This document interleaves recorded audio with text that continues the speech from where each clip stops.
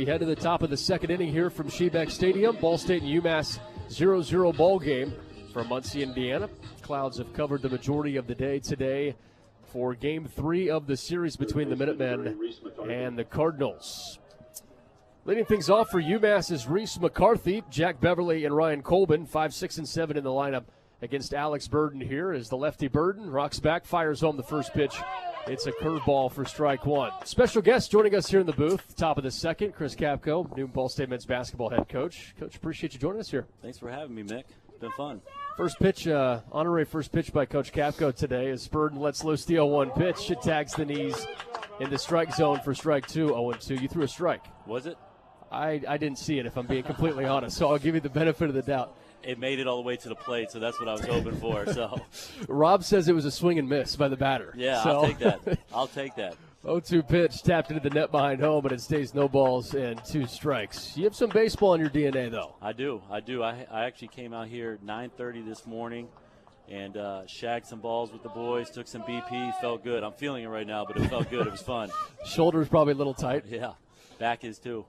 No balls, 2 strikes. Burden throws a curveball down and away to Reese McCarthy, who's at third base today, batting .250 in his sophomore season. 4 home runs, 22 runs batted in. I saw a little bit of your BP. Where'd the furthest ball go? Shoot, barely out of the infield.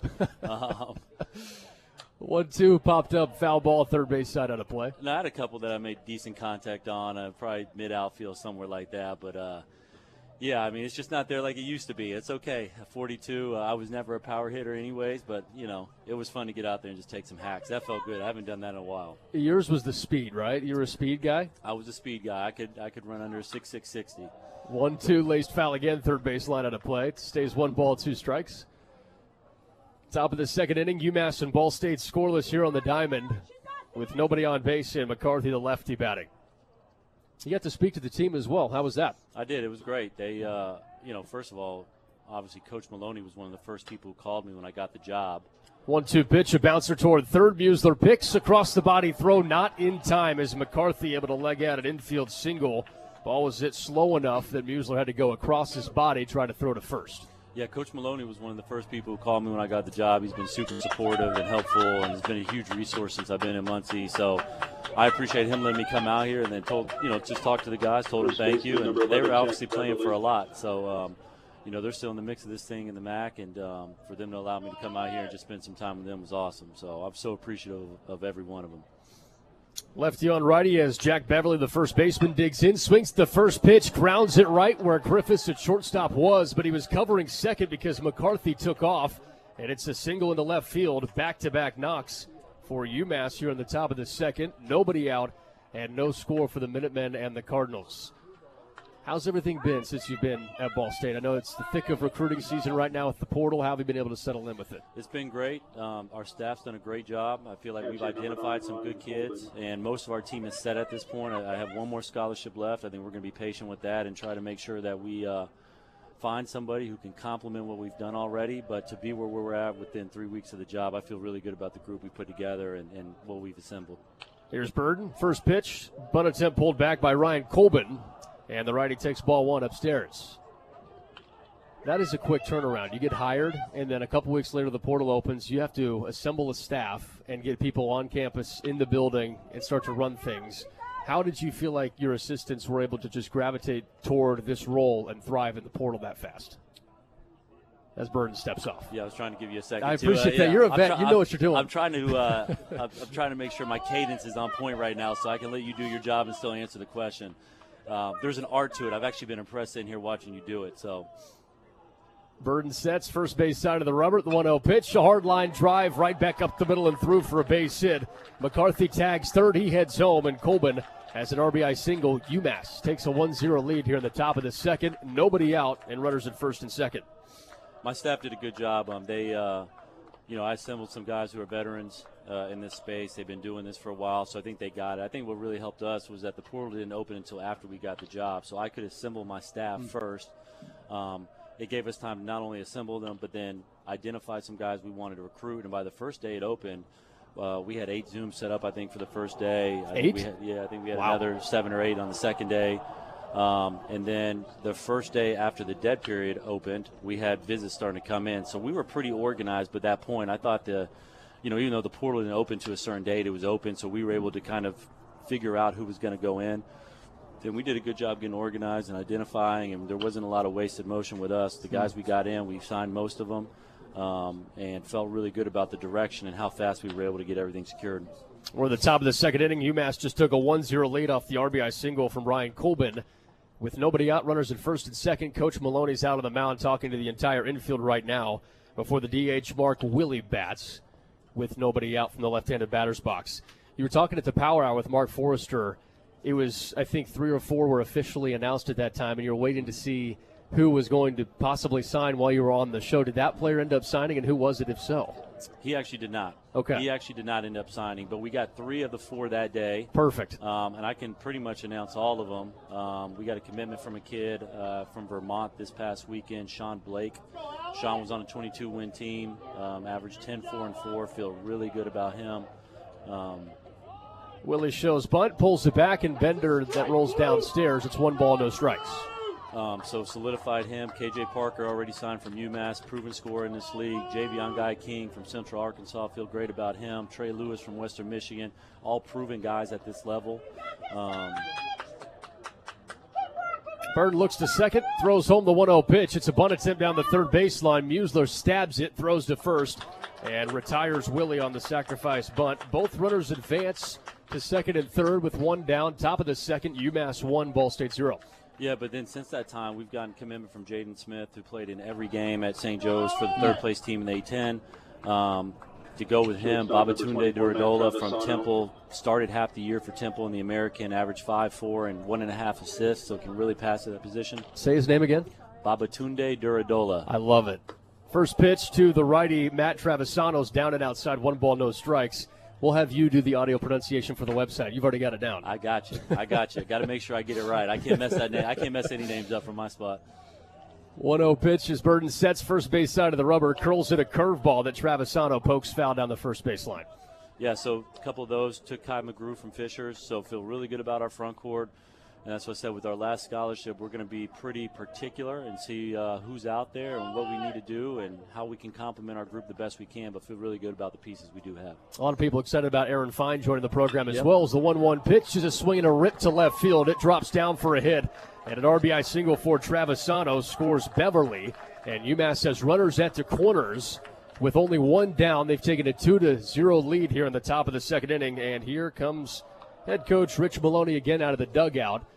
And the entire infield meets Alex Burden on the mound. He points to the bullpen, and the Cardinals will have a call to the pen here at the top of the second inning, which gives us more time to go over the roster, Coach. Burden hops off, and he's done. He's pissed, and I don't blame him. I get it. As a competitor, he wanted to be better, but that's all right. And then I don't want to be remiss about Aaron and Jazz. Jazz Henderson from Texas Tech, Aaron from Purdue, 2 guys who have power 4 experience, have come from winning. Head coaches at both programs spoke super highly about the people they were, their character, their toughness, their IQ, and a lot of the intangibles, and both of them just need more opportunity, and I think they're going to get that opportunity here. So feel really good about our point guard room. I feel good about our pieces. I think most programs do this time of the year, so we should feel good about them. But, I think we've done a good job, again, identifying what we want as it relates to how we want to play, and I'm excited about this group. A lot of people took your comments about recruiting Indiana heavily pretty seriously in your opening press conference, and then you guys went out and proved that you're going to recruit Indiana, Kai and Aaron and others. But you also were able to mix in a lot of out-of-state student athletes. It seems like you attacked both ends. Yeah, I mean, with this year and just coming in with the portal and trying to put the most competitive team as we can in year 1, I did want to make sure that and I am going to recruit Indiana, and we're going to recruit Indiana, but I didn't have an expectation as for what that would look like this year. The plan was to really kind of use what was out there this year to build the best team we could, and then give us some time to really go out and evaluate some of the other kids in the state, figure out who's left the state and who may want to come back, and really just give us more familiarity around here. And I was really happy that we were able to add Aaron and Kai, because it kind of hit on that priority that we wanted to do, and now it allows us to really take more time this summer, go out and meet more high school coaches, go out there and see the high school events, and just get a better feel for the state as we move forward. And I think what that will really do is allow us to build the pipelines we need and make Indiana the priority that we want to for future classes. Head coach Chris Capko, newly named Ball State men's basketball coach, joining us here in the top of the second inning. Ball State baseball trailing UMass 2-0 with one out, runners at the corners. And the new pitcher for Ball State is Nate Bartlett, 6.43 earned run average so far this year, an 0-1 record, and he makes his first appearance in 5 days after pitching against Indiana State. His last MAC series, though, pitched against Kent State, inning in 2/3 of scoreless baseball on the road. First pitch to Toronto, misses down and away. 1 ball, no strikes to the lefty, who struck out in his first at-bat against Alex Burden.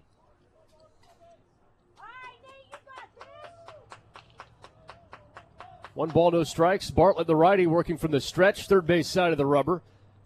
As a lefty, Toronto with a tall stance, and the pitch is swung on, tapped foul toward the UMass dugout. On the first base side, 1 ball and 1 strike. So you said that you've got one more slot to fill, and you said you're going to take your time with it. So there's no timeline with trying to get this final player. The portal's closed. Portal's closed, meaning that 1-1 pitch up and away, 2-1. Meaning that you can no longer enter, but there's still people in the portal who will be able to be recruited. And I think what's going to be interesting is you've seen online and Twitter is this whole 5-and-5 thing and what that does. And I think that's one of the reasons we're going to be patient, because we're going to see what direction that goes. If the kids who played last year get the additional year. There's Bartlett's 1-1 curveball in there for strike 2. Nice curve. I can see the break on it from here. Yeah, it was good. Yeah. But there'll be, if they do pass that rule, there's going to be a bunch of kids who aren't going to have homes because it's just pure numbers, right? I mean, rosters being done and just the influx of guys who are able to play again this year. Bartlett sets, chest high, deals home the 2-2 pitch. Another breaking ball that twirls downstairs. And it's a full count against Anthony Tirado with runners at the corners. Top of the second inning, UMass 2, Ball State 0. Yeah, so I think that's why we'll be patient. We'll try to evaluate that scene and see what happens with that and then go from there. But it could be as soon as next week or a month from now. We're going to try to identify the right guy, though. Here's the payoff pitch from Bartlett. Another swing and a tapper foul to the UMass dugout. 3 balls and 2 strikes. We haven't heard when a ruling would be on that 5-and-5, right? Still in flux? No, in flux. The rumor is, though, is that they could make a decision on it here soon, though, the next couple weeks. Yeah, nothing definitive, though, but ADs, I've heard from administrators and ADs, the NCAA is taking a look at it, taking a hard look at it, and thinking about passing something here soon. Bartlett throws to first. Back, though, is Travisano. He stands at the bag after an RBI single to score UMass's second run here in the inning. And they still have runners at the corners. 3-2 count with 1 down. Bartlett works against Tirado. Here's the payoff pitch. Tirado swings and slaps it toward left field. On the run is Braden Hebner. He snatches it in front of the warning trap, stepping backwards. And tagging from third, heading home is Colbin. A sacrifice fly from Tirado. And UMass claims a 3-0 lead here in the top of the second. 2 outs now with 1 man on at first.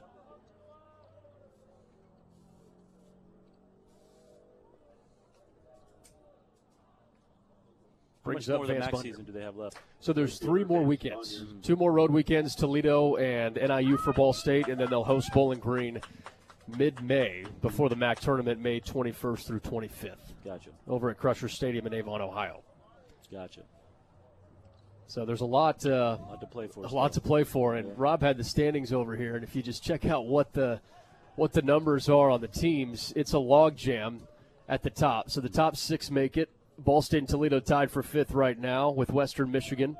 And then Kent State, Miami, and NIU all there at the top. So top 6 make it in the MAC in baseball. And then UMass is right there in a 4-way tie for 7th. Yep. It's a lot still to play for, man. Lots still to play for. First pitch to Bonnier, misses down and away in the turf in the righty-on-righty matchup. 1 ball, no strikes. So outside of filling that 1 more spot left, Coach, what's next on the docket for the men's basketball program? We can't get on the floor with them anymore. That CARA or accountable athletic-related activity has kind of passed. We only have 2 guys remaining, so we're going to spend a little bit of time with them this week before they get out of school. And honestly, that's it. Really trying to go through the admissions process. And 1-0 pitch, a swing and a line drive down the left field line, and this one curls to the corner and bounces in for a hit. Extra bases for Bonnier. He pulls into second with a 2-out double, and over to third is Travisano. So UMass swatting the ball around here in the top of the second. That's now 5 hits, 3 runs with 2 outs, and 2 men on, a 3-0 lead. Yeah, just the admissions process, getting kids into school, identifying when they're going to come in the summers, getting all their logistics set up, their housing, their contracts. So just taking care of that part of it, and the fact that we've been able to get this thing done or get our roster set in a relatively short amount of time, I'm hoping what it does, it allows our staff to kind of take a step back, because the last 3 weeks have been pretty hectic. There's Bartlett's first pitch to the lefty. Ty Fox in for strike one. Enjoy their time with their families, get some downtime before our guys come back in June, and then we start working as a team in June and July. Get a little short amount of time off in August, and then obviously things start to ramp up as you get into school and the fall hits. So hopefully we can get through all that with our group here soon, and then our staff enjoy May, and then be ready to go in June and July. One pitch misses downstairs. 1 ball, 1 strike. Are you headed to the Indy 500 this year? It's on my bucket list now. Okay. I want to. I don't really. Bartlett sets at the chest. A 1-1 pitch and a high leg kick. Swing and a miss from Fox. I appreciate your cadence. This is a veteran move, man. I'm trying to give you the right amount of time to make sure you get your calls in and stuff like that. I do want to go to the Indy 500. To be honest with you, I'm not sure when it is, and I also don't have an avenue right now as to how to get tickets. But Memorial Weekend, okay. But now that I am in Indy, it is on my bucket list of things to do. Have you ever been? I've only been to practice races. I took photos, and they actually let me up on the stands where they wave the flags. But that's the only time I've ever been. So I'll expose myself to never being to an Indy 500 race day. So gotcha. Do you recommend going on a race day? Or going at the time when you went? Everybody says to go on the race day at least once in your life. Yeah. And then practice days are really fun because you get to see a lot of behind the scenes. Mm-hmm. So I'd recommend race day at least once. I should probably take my own advice here. But there we go. 1-2 count, 2 outs. Runners at second and third for UMass. We're in the top of the second inning. UMass has scored 3 runs to have a 3-0 lead. Bartlett sets, takes a breath, kicks and deals the 1-2 pitch. Fox knocks one in foul territory, third base side. Musler chases after it. It clinks off the dugout, though, and Fox lives to see another day.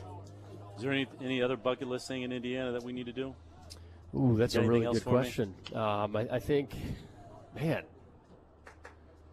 think you just got to see the whole state. You got to go to Brownsburg. Really good spots in Brownsburg. There's Mounds and Anderson if you want a little getaway to do some walking, some hiking. Nice. Bartlett with a 1-2 pitch, fouled off again behind home. It stays 1-2. Trying to think. Have you been to Minnetrista yet, right off campus? That's an easy one. I haven't. If you have an afternoon where you're just making phone calls, nice summer afternoon, take your headphones and gotcha. Yep, haven't done that yet. Walk out there. Good art gallery out there, too, if you're into art. I know you're a big basketball, baseball, sports person, but 1-2 pitch. Fox taps it foul. It stays right by home plate. Max Call grabs it. Do it again at 1-2.